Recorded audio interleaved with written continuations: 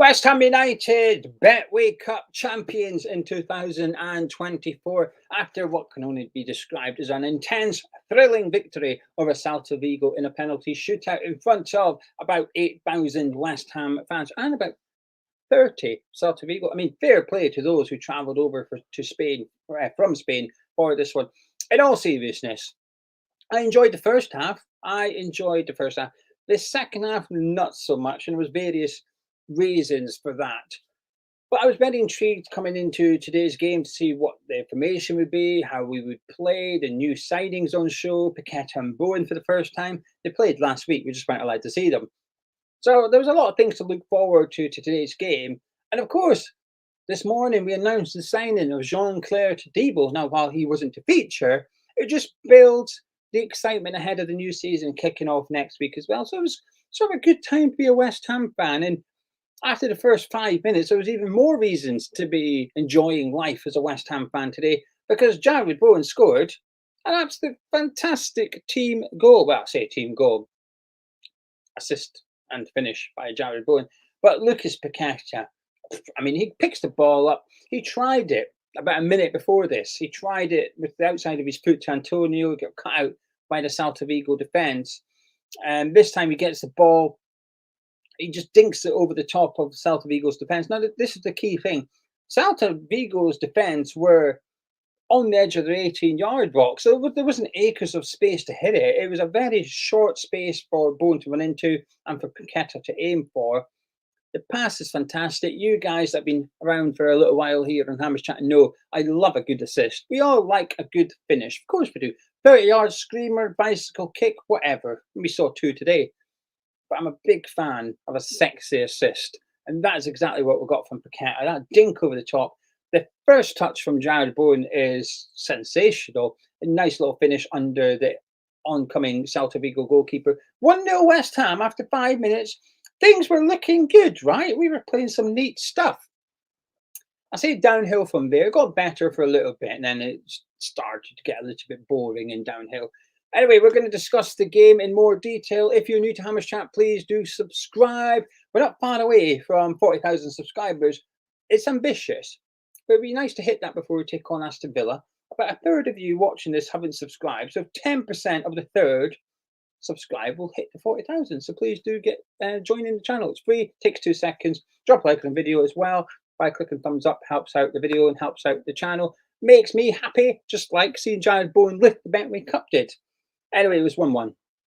Not too long after, right about the 20th minute, they made it 1-0.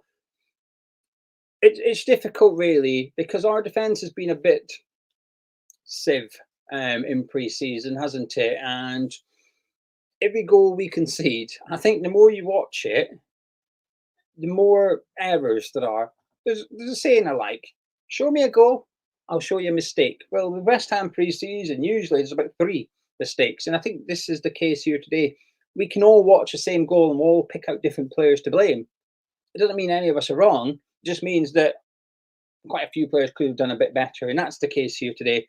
Ball came down the right-hand side. Emerson's about 5 yards away. He's very far back. He allows the Celta Vigo player to control it, get his head up, to control it again, and just cross it.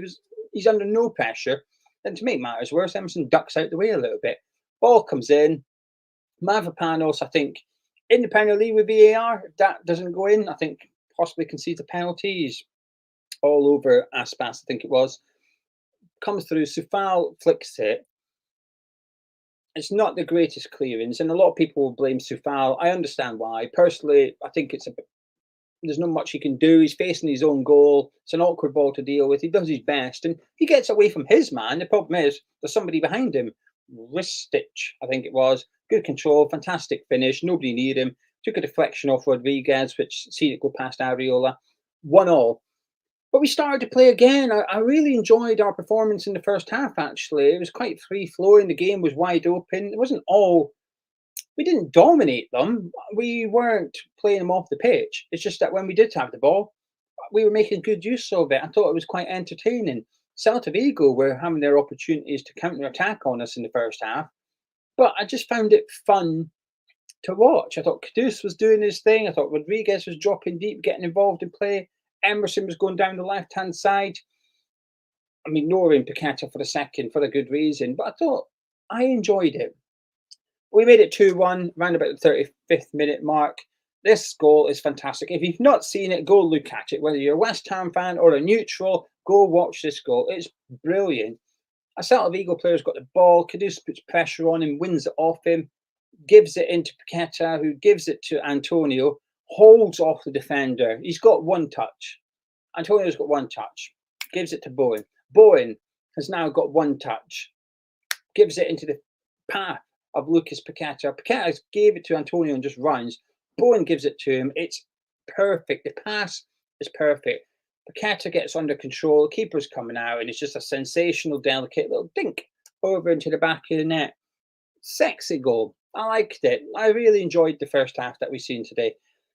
As the half went on, I thought Paqueta was brilliant. He went off early on in the second half, but I thought he was absolutely fantastic today, popping up in all sorts of positions. The biggest thing I was looking forward to seeing or discovering when the lineup came out was who was playing central and who was on the left. You could tell what the rest of the team was. Ariel and goal, Sufal, Mavropanos, Kilman and Emerson at the back, Rodriguez, partner and Thomas Souček in midfield, Bowen on the right and Antonio up front. But the question was, Kudus and Paqueta, who's central and who's out on the left? So Kudus was on the left, Paqueta was central. And I say central, that's about as free role as you're going to get from somebody. He was popping up all over the pitch, popping up in the left back position a lot when we were in possession. And if we are going to play it out from the back, which I think you say yes, based on what we've seen today, we're happy to go back to the keeper and start again. Kilman was comfortable. Bad pass by Kilman in the first half, really sloppy one. And I think it was Rodriguez conceded a free kick on the edge of the box off the back of it. But the intent was there. We are going to do that. You're going to need players from midfield that are going to come back and get the ball. And yes, normally it will be Alvarez or Rodriguez, whoever's central midfield to do that. But at times they're not going to be able to. At times they're going to struggle. They're going to be marked up, whatever. And this is where Paqueta kept coming in. He was just unmarked. They couldn't go with him. He was, you're asking the defensive midfielder really to come all the way up the pitch. He was popping up. Emerson was getting down the left-hand side. I like that link-up play between Kilman, Paqueta and Emerson a lot in the first half. Half-time, 2-1 West Ham and Celta Vigo would go on to equalise. A strange goal. Aguirre was under pressure, looking for the pass. There wasn't really any options. And I think this is where we're going to get frustrated a bit next season. I'm quite confident that we're going to concede some goals by trying to play it out from defence and getting caught out with it. I think we've seen it enough already. Souček against Wolves was one example. Aguirre today, Aguirre against Crystal Palace last week. And funny enough, he wasn't playing out defence then. He was trying to clear in. It hit Schlupp and went to Edouard, who done Kilman and scored. I think we're going to see a lot of defensive errors from players because of the way we're going to play next season. It's risk versus reward. Obviously, if it works, fantastic, and it will work at sometimes as well.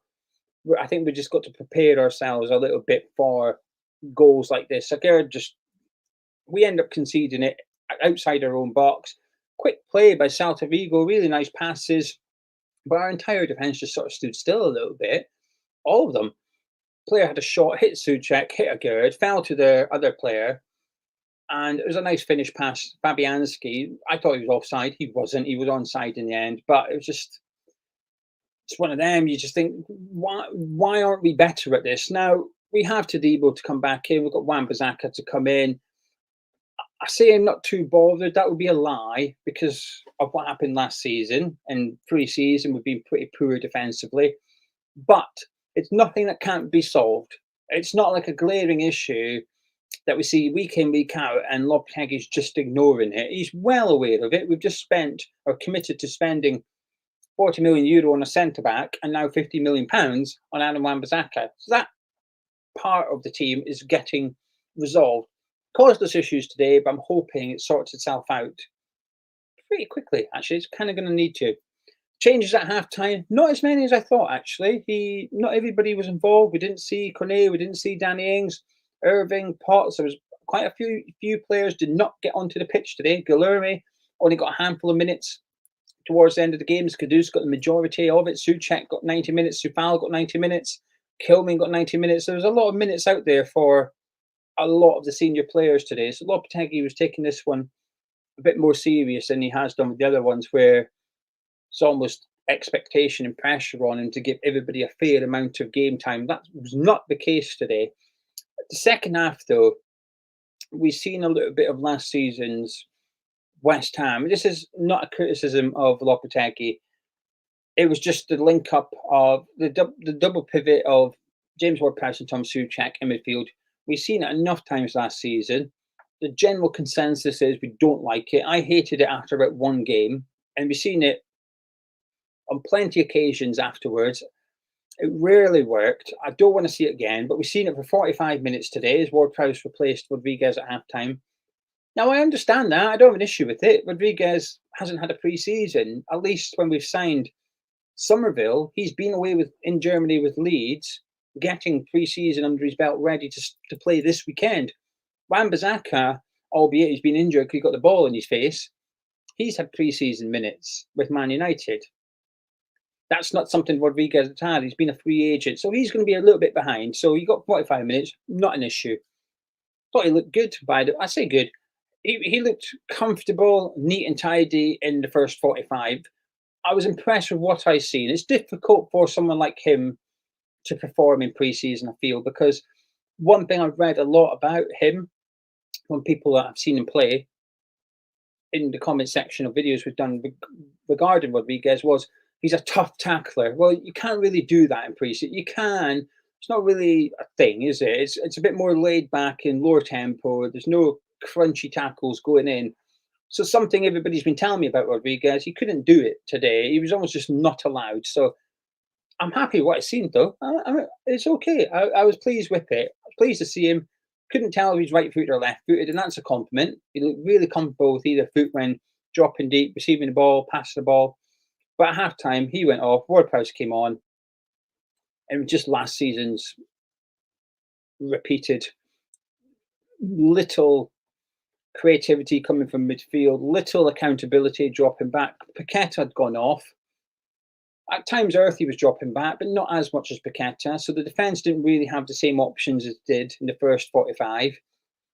I didn't like it at all. But I'm pleased in a weird way. I am pleased because Lopetegui will see this. He will learn. Right, I can't do this going into next season. It's got to be Rodriguez plus someone against Aston Villa. And I think Paqueta's thrown a curveball because I think a lot of people are hoping or expecting to see Paqueta next to Rodriguez.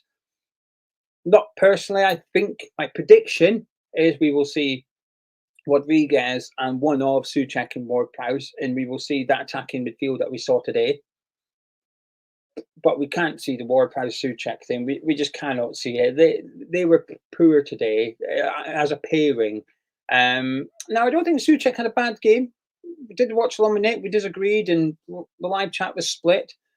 I think in the first half, I think he was okay next to Rodriguez. But in the second half, I think his performance wasn't as good because he's next to somebody just lesser than him. A bit frustrating. Somerville came on. Thought he looked bright.